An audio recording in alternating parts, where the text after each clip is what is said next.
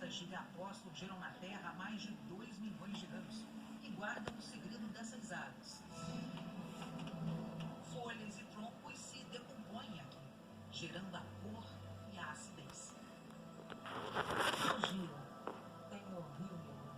Ele traz nele tanta vida, uma entidade, algo que por si só já é suficiente. Ele é considerado o maior rio de águas negras, né, do mundo, nascendo lá na Colômbia e vindo, né, entrando no Brasil ali de São Gabriel da Cachoeira. A Jo nos recebe na base flutuante do parque, a mesma que expandiu os horizontes dessa pernambucana. Eu não conhecia a Amazônia, né, até vir para fazer o concurso, então eu tinha aquele imaginário, né, da televisão, da Amazônia, da floresta. Era tudo real, bem real.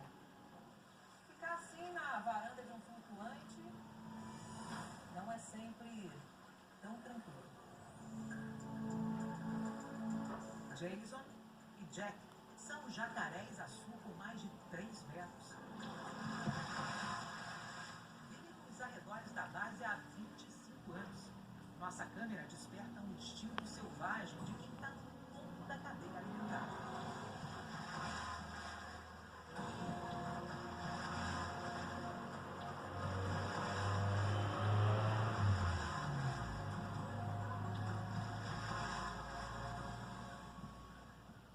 É como encarar